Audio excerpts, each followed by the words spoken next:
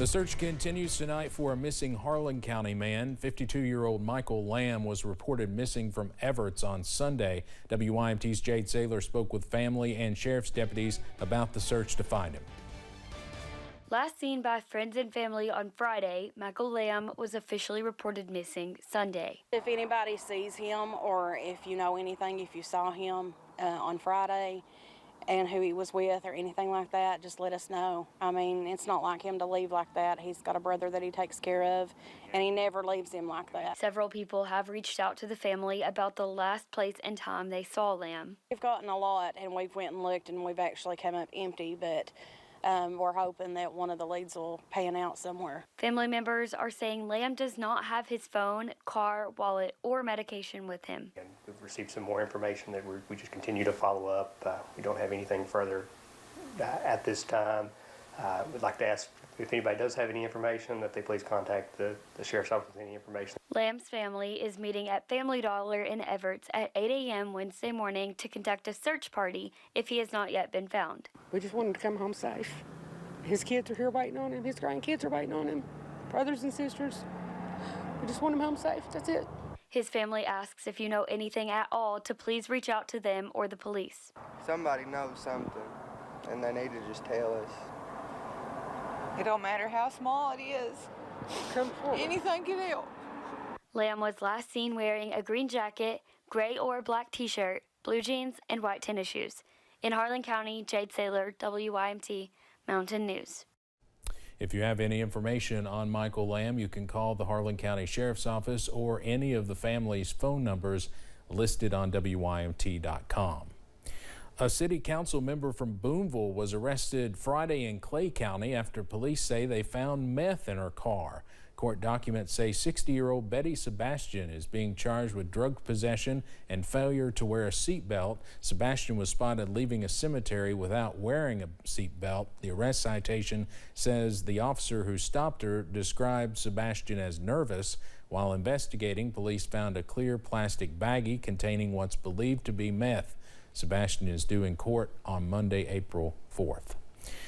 A former county attorney for Lawrence County and his wife pleaded guilty to wire fraud today. Michael T. Hogan, pictured there on your screen, and Joy M. Hogan pleaded guilty before a U.S. district judge to the charge. Michael Hogan also pleaded guilty to federal program theft. A release from the U.S. Department of Justice says the couple plotted with each other to commit wire fraud. They did that by issuing checks from a second delinquent tax account for the Lawrence County Attorney's Office. Michael Hogan also admitted to defrauding the Lawrence County Child Support Enforcement Office. The release said Michael Hogan billed the program for more hours than he actually worked. The couple was indicted on all the charges back in June of 2021. Their plea deal says that Michael agreed to resign as the Lawrence County attorney. 2 Eastern Kentucky workers are in the hospital after an incident on the job. Investigators say 3 workers were redoing a basement at a home this morning. They were pouring concrete.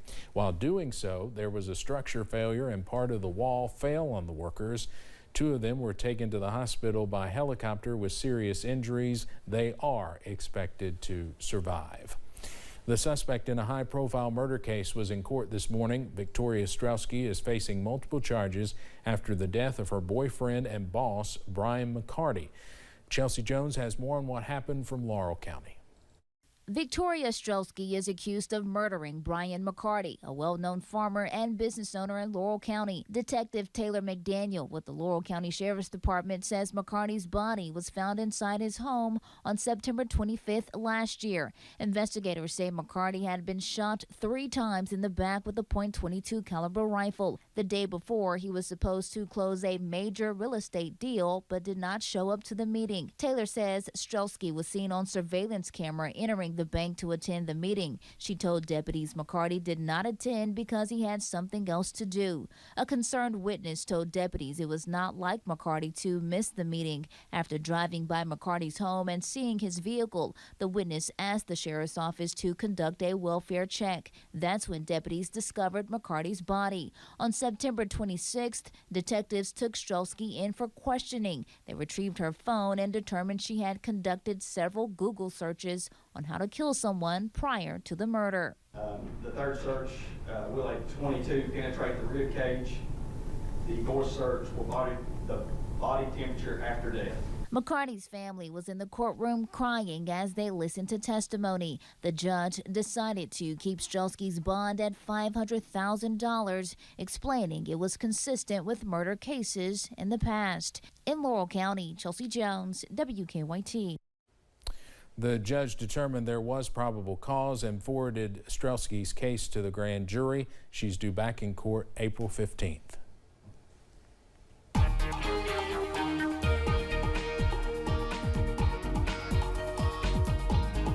Overcast continues as we run through the evening hours. We're going to continue to see clouds work in as we head through the overnight. Plus, we'll also bring in the chance for some gusty winds heading into tomorrow. Outside right now, Mountain Parkway at Slade. It's all quiet. It is overcast, though. Plenty of clouds working in. Upper 40s to low 50s around much of the area. But notice to the south and west, low to mid 50s around the region. And even middle 60s as we watch warm air continue to move in. Most of this likely not reaching the ground as you head up into portions of Lawrence and Lawrence and Elliott, and even up into Rowan counties, even down into portions of Martin, Floyd, and Pike counties, and even into Estill County as well. But that's going to continue lifting off to the north and east. It's this big swirl in the atmosphere across the Plains states. That's our next weather maker, and already severe thunderstorm watches in effect across portions of the Midwest. For us tonight, it's all quiet, mid-40s and mostly cloudy, but we've got changes in the forecast. I'll detail them all coming up in just a few minutes. Steve? Evan, thank you. Kentucky lawmakers are close to adopting a new 2-year spending plan. The budget is the one item lawmakers are constitutionally required to pass. Unlike previous years, this year lawmakers have several $1 billion in surplus money. Lawmakers are also advancing a plan to provide gradual income tax relief, but increase taxes on services. WYMT's Phil Pendleton has more on the final plan heading toward passage in the legislature. Can I have a motion on the committee sub? Legislative leaders say this year's budget focuses on spending and investment instead of cuts. This is the first time we've not had a budget where we had to cut just based off of pensions and Medicaid. All state workers will get an 8% raise the first year of the budget and 12% in the second. There are some other folks who see some adjustments, social workers, state troopers, judicial branch employees will see adjustments beyond that. And there's more money given to schools and it funds all-day kindergarten, but there's no money for mandated preschool. And Democratic leaders say they wanted a mandated pay raise for teachers. They're saying they're funding 70% of transportation costs for K through 12, and that should give them enough money for teacher raises and school nurses. I'd like to see the math on that. There has been a lot of talk of tax rebates, tax reform, and income tax reform all session long. It looks like the plan for tax rebates is dead, and the plan for income tax relief will happen incrementally. For starters, there are no rebates. Senator McDaniel says there just wasn't enough support for $500 tax rebates, but they do want to lower the state income tax in 0.5% increments, the goal to completely do away with the state income tax in 8 to 10 years. So what we did is we put triggers in there that tied the appropriations to the revenue and also made sure that there's plenty of money in the Budget Reserve Trust Fund. It'll be balanced by taxing additional services. The bill passed in committee that less than 2 hours later cleared the full Senate, mostly along a party line vote. Democrats say that in that bill and in the budget process as a whole, they just haven't been given enough time to review it before voting. The budget is the state's ultimate policy document. It's one where you have to look at every line on every page to render an opinion on it. We haven't seen that yet. We're going through it now. House Bill 8 also includes a 3-cent tax on kilowatts for electric cars that is scheduled to start in 2 years. In Frankfort, Phil Pendleton, WYMT Mountain News. The budget also includes a major overhaul of the state park system and pays for revamping of the state fairgrounds in Louisville. It's expected that both chambers will give their final approval tomorrow and send it to the governor. Today is National Vietnam War Veterans Day. On this day in 1973, as we told you at 5:30, the last U.S. troops departed Vietnam. Today, Americans across the country are celebrating and remembering those who sacrificed so much to serve the United States, especially during a time when the war was so unpopular. This afternoon at the Kentucky-Vietnam War Memorial, family members paid respects to loved ones. The names of several Kentuckians killed in action are etched in stone.